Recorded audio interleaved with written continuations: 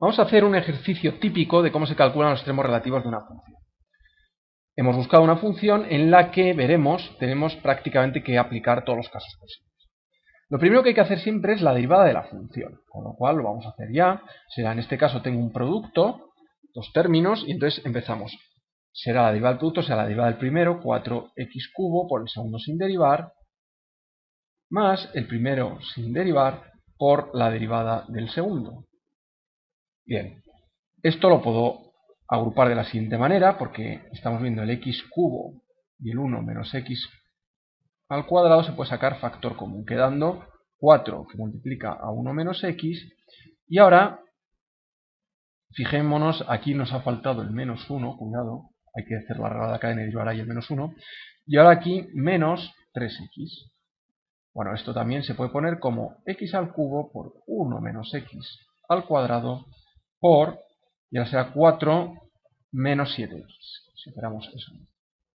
Bien, esto igual a 0. Lo que hacemos es igualar a 0 la primera derivada. Entonces, al igualar a 0 la primera derivada y sacar las x que hacen 0 esa ecuación, obtenemos los puntos en los que podemos encontrar extremos relativos. Podrá haber un máximo, mínimo o un punto de inflexión.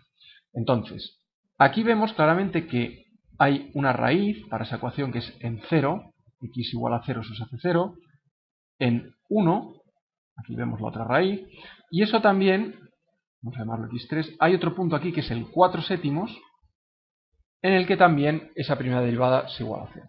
Con lo cual, estos tres van a ser nuestros posibles extremos relativos, posibles máximos, mínimos o puntos de inflexión. Bien, lo que haremos es, a partir de que los hemos identificado a través de la primera derivada, vamos a utilizar las siguientes derivadas, es decir, la derivada segunda, y si es necesario la tercera, la cuarta, la quinta, las que sean necesarias, ahora explicaremos eso, según vayamos viendo qué resultados obtenemos para las segundas derivadas y terceras y sucesivas.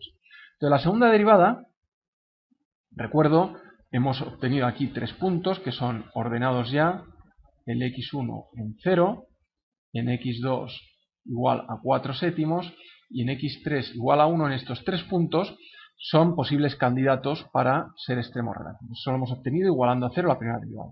Entonces ahora hacemos la segunda derivada. Para la segunda derivada lo que voy a hacer es, voy a apoyarme de esta manera, el x cubo lo voy a meter ahí para que sea más rápido derivar, 7x cuarta, esa es la primera derivada, y entonces ahora, derivando de nuevo, obtengo la segunda, o sea, tengo un producto de nuevo, será la derivada del primer término, menos, cuidado porque hay que derivarlo por el menos 1 que antes no lo habíamos dejado, más, ahora este sin derivar, por la derivada del segundo, será 3 por 4, 12x cuadrado, menos 28x al cubo.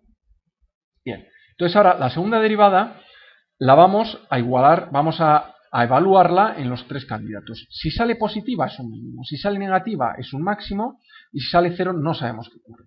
Entonces, veamos, la derivada segunda en x1, que es 0, vemos que da, esto es 0, todo esto es 0, y aquí estoy viendo, nos hemos dejado, vamos a ver, aquí falta, la derivada del primero es 2x al cuadrado. Me falta un 2x al cuadrado. Con lo cual vemos que la primera derivada, toda esta parte es 0, y esta de aquí también es 0, pues estos dos son 0. Con lo cual, la segunda derivada en x1 es 0. La segunda derivada en x2, con lo cual no podemos decir si es máximo o mínimo. Dijimos máximo si es negativa y mínimo si es positiva. Y si es 0 no sabemos. Ahora, en x2 en 4 séptimos, ¿qué es lo que ocurre? Pues en 4 séptimos vemos que voy a tener 1 menos 4 séptimos, evaluaríamos, segunda derivada, vamos a ponerla aquí, en 4 séptimos, sería menos 2, 4 séptimos al cuadrado, por 1 menos 4 séptimos, más 1 menos 4 séptimos al cuadrado, y por 12, 4 séptimos al cuadrado, menos 28, 4 séptimos al cubo. Bueno, aquí no nos interesa el valor exacto, nos interesa sobre todo el signo. ¿Por qué? Porque si es positiva, tengo el mínimo, y si es negativa, tengo el máximo. Veamos, este término de aquí es positivo, este de aquí es positivo, con lo cual todo esto va a ser negativo. Esto es positivo. Y luego, ¿esto de aquí qué ocurre? Pues vemos que el 4 séptimos es factor común, pero el 28 es más grande que el 12, con lo cual esto de aquí va a ser negativo. Por lo tanto, positivo por negativo nos da algo negativo, con lo cual estamos sumando algo negativo con algo negativo. La segunda derivada en x2, es decir, en 4 séptimos, es negativa, con lo cual en 4 séptimos tengo un máximo. Ahí ya hemos deducido que tengo un máximo. Y luego la segunda derivada en x3 será, veamos, x3 es 1, 0, 0, se me hace 0, con lo cual tampoco sabemos qué ocurre. Para poder seguir trabajando hay que recurrir a la tercera derivada. La tercera derivada, ¿a qué será igual? Porque con la tercera derivada, veamos, si la tercera derivada sale 0, seguiríamos sin saber qué ocurre. Pero si sale distinta de 0, al ser una derivada no par, porque estamos en la tercera, sería un punto de inflexión. Entonces veamos la derivada tercera lo que vale. Volvemos a repetir, el producto será menos 2, y ahora la derivada del primero 2x por el segundo sin derivar, más el primero sin derivar por la derivada del segundo que es menos 1, con lo cual será menos x2. Menos x2. Más la derivada del primero, 2 por 1 menos x, por el segundo sin derivar, más el primero sin derivar, lo ponemos por aquí, más el primero sin derivar, 1 menos x al cuadrado, por la derivada del segundo será 24x, menos, aquí será 28 por 3, x2. Bueno, veamos. La derivada tercera, nos quedan el 0 y el 1.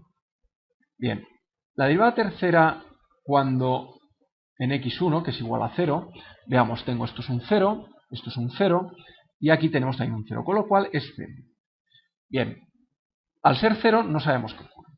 Pero en x3, que es igual a 1, veamos lo que ocurre. Esto se hace 0, esto de aquí es todo 0, 0, y entonces esta ya no va a ser 0, porque fijémonos, ahí hay un 0, pero aquí tengo, perdón, estamos en 1, tengo, este es 0, pero aquí es 1, con lo cual nos queda más 2, queda más 2, y esta es positiva, con lo cual, positiva, bueno, realmente lo que hay que ver es que es distinta de 0, lo que nos dice la teoría. Entonces, en cuanto una derivada de orden no par, como esta, que es impar la derivada tercera, es distinta de 0, automáticamente ahí se sabe que hay un punto de inflexión. Por lo tanto, ya sabemos, punto de inflexión, en x3, que es 1. Ahí habrá un punto de inflexión. x3, este es punto de inflexión. Bien, y ahora, para x1 igual a 0, habría que calcular la cuarta derivada. Entonces, la cuarta derivada, ¿cómo sería? Pues, bueno, tendríamos que derivar de nuevo aquí. Y ahora, en esta cuarta derivada, lo que ocurre es que ya nos damos cuenta, vamos a hacerla, sería la derivada de eso, menos 2, esto es 2x, con lo cual será 2, y aquí nos queda menos 2x2, con lo cual sería menos 4x. Aquí nos falta el menos 2x, y ahora será la derivada, este será 2, la derivada del primero,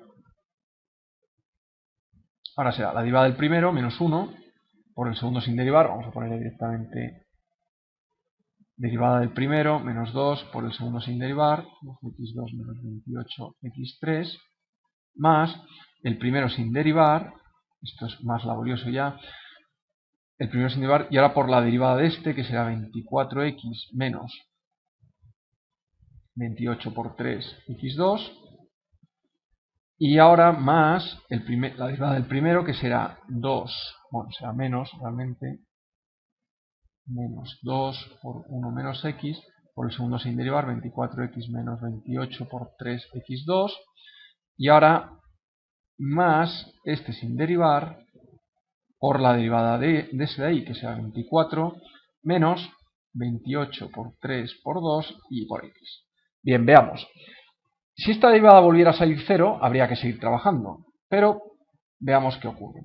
En x, el punto que nos falta es el x1, que es el 0, y en 0 veamos, tenemos Aquí, estos son ceros, tendremos menos 4, esto es 0, todo esto es 0, todo esto es 0, y aquí fijémonos que no queda 0 tampoco porque tengo 24 más 24. Por lo tanto, esto es 20, que es distinto de 0, pero además es positiva. Es positiva. Entonces, al ser positiva, aquí lo que nos dice es que este es un mínimo relativo. Al ser derivada par, dependiendo sea positivo o negativo, me dice si es un máximo o mínimo.